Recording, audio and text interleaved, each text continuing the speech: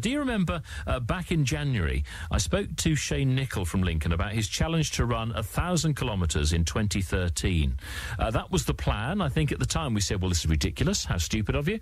But he's back in the studio today for an update. So, Shane, morning, first of all. Yep. How's it going? Yeah, it's all right. It's all right. It's all right. Okay. How many miles have you run so far? Well, I completed the 1,000 last Sunday. Oh, well done. Brilliant. How did that make you feel?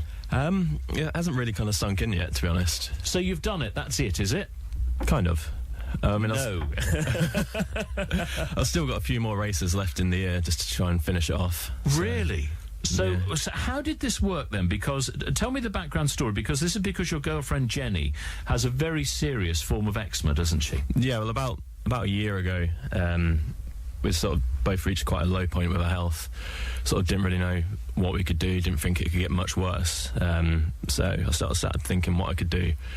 I was sort of quite a keen runner at the time, so I thought about doing things like just running the London Marathon or something for that. But then I thought that wouldn't really get noticed enough, so eventually I had a few ideas and they just spiralled out of control until I sort of decided to try and run 1,000 kilometres in a year for it. And in planning for that, did you come up with a list of runs that you wanted to take part in across the year, or has it just developed as the year's gone on? Well, there was a few which I sort of typically do every year, like the Lincoln 10K or sort of the Nottingham Half Marathon.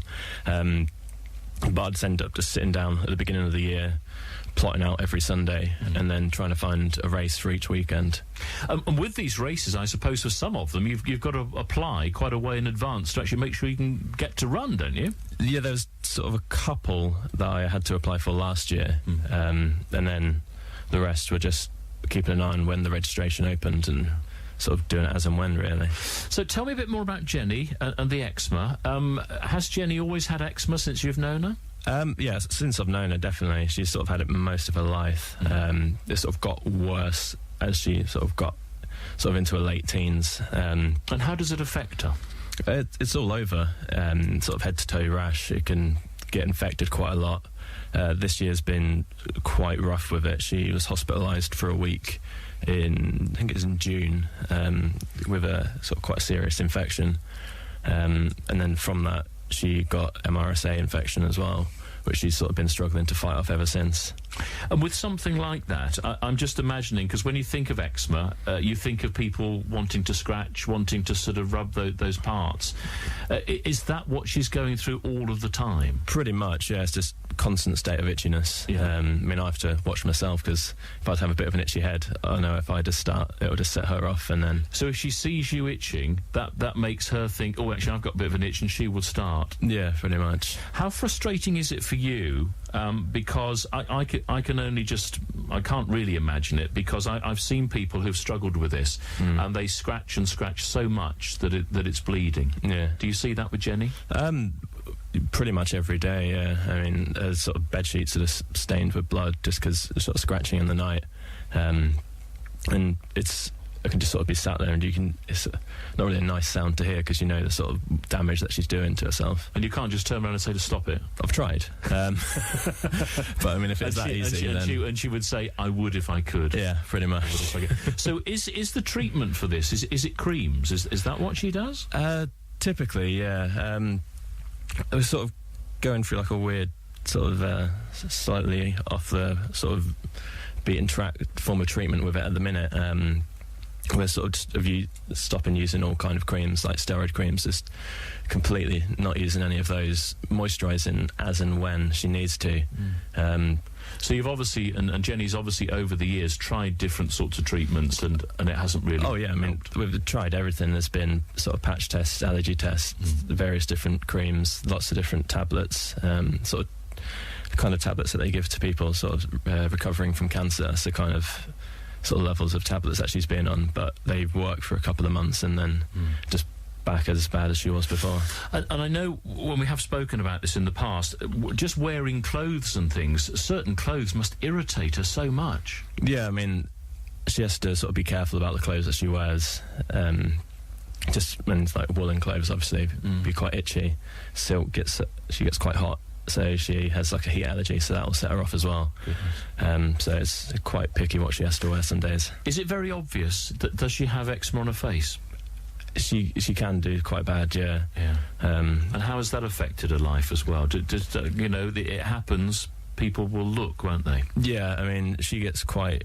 I don't really want to say she gets quite paranoid, because I imagine people probably are looking as much as they try and sort of convince her that they're not, just to reassure her. But if you see someone sort of walking around with sort of bright red face with sort of scratches on, you can't look away, because it just looks different. So. Well, it's difficult to know what to do, isn't it? Because do you carry on looking at that person and you're hopefully trying to focus on that person's eyes, but your eyes will be going round and saying, goodness me, you really do suffer with that condition. And what about in her hair as well? Is it all in her hair? Yeah, sometimes she gets she has sort of special shampoo just to sort of try and make sure her scalp doesn't react. So you've been raising awareness of this. This is quite an extreme thing to do, but compared to what Jenny's going through, you probably think this is a doddle. Pretty much, yeah. I mean, some days I probably didn't think that, but I mean, there was a period in sort of end of September, October time, where I ran 3 marathons in 4 weeks. So by the end of that, I was sort of beginning to think what I'd done. How do you do that? Because I would imagine, I'm not a runner, I would imagine that you prepare for something. If you're going to do the marathon, you've got this set routine that says, OK, a week before, you will start to do a different sort of routine to get ready for the marathon. But then if you've got one the week after, how do you do a marathon after a marathon after a marathon? If I'm honest, I don't know. But you did. I kind of, just bluffed my way through it. Did they get slower? Did your times get slower? The third one was the fastest of the 3. Really? Yeah, I was sort of holding back a little bit in the first 2. I mean, the second one was an off-road one, so it was across farm tracks, so it was quite tough going, that. But then like my old school cross-country days, that one? Pretty much. Did you like that? It was good. It wasn't good because I'd just run a marathon the week before, so I was a bit... tired already on heavy legs for that one. And of all the running that you've done over the year, which is remarkable and well done for that, do you like the mixture of doing road running? Do you like the mixture of the cross-country type of things? Is that what you've liked about it? Yeah, I mean, I've tried to vary it up as much as I can, mainly because I had to, because there's not that many races to pick from each week, but where I can, I've tried to change it up a bit, like do long distances followed by a short distance just for recovery and just so I don't get too bored, really. So, okay, what was the real low? Was there a run that you look back on now and think that was hard, that was a tough run? The toughest race was probably the second marathon in that 3 marathon block. Where was that? It was the Spires and Steeple Challenge. Oh, right, yes. What, from Lincoln down to... From the castle down to Sleaford, all through the fields, and the weather had been raining quite a lot the week before, so the fields were just impassable. Your trainers weigh twice as much because they were clogged up with mud by the end. I mean, you're sinking up sort of nearly to your knees at times, so... Nice. It wasn't good for running. No. And a highlight, was there a run that you got to do this year that you'd not done before and was really looking forward to it? The London Marathon's probably still going to be the biggest one, because it is the first marathon sort of I ever run. And just in terms of the size of the event, you're never really going to top it. Yeah. And what's it like? You're turning up for the London Marathon with thousands and thousands of people, but not just that, the thousands of people lining the route as well. Is that very special? It was something that's going to stick with me for quite a while, I think. I mean, you don't really appreciate it when you're watching it on TV, because you think, well, somewhere along the line there's going to be a gap in the crowd, but pretty much the entire 26 miles is just lined with people. So you've done your 1,000k, you broke that figure last weekend, but you're not hanging your boots up, you're not hanging your trainers up, you're going to do a bit more. So how many more runs have you got planned for the rest of the year? I'm going to try and squeeze in another 5 races. 5? Yeah. Right. You've only got about 6 weeks, haven't you? Yeah, there's not long left in the year. It's more of a personal thing, this one, because I've got 47 races I've already done, so I'm just trying to get the 52 in for the year. Ah, right. So it'd be the equivalent of one a week? Pretty much, yeah. I've got a marathon in Liverpool on New Year's Eve, right? Which is just to get the 6 marathons in this year. I mean, I'm hoping I'm going to be rested and recovered for that one. Yeah. So I can ask the question, what does a young chap do on New Year's Eve? Is he out drinking? No, he's running a marathon. Pretty much. He's running a marathon. What time is the marathon actually during the day on the New Year's Eve? 10 o'clock in the morning, I think, yeah. So you'll be able to have a celebration at the end of it? I'll probably just be in bed, to be honest. Yeah. Completely zonked out. Obviously raising awareness of eczema and the various conditions. Have you been raising money for a particular organisation? It's for the National Eczema Society that I've been raising money for. I've raised about £4,000 so far this year.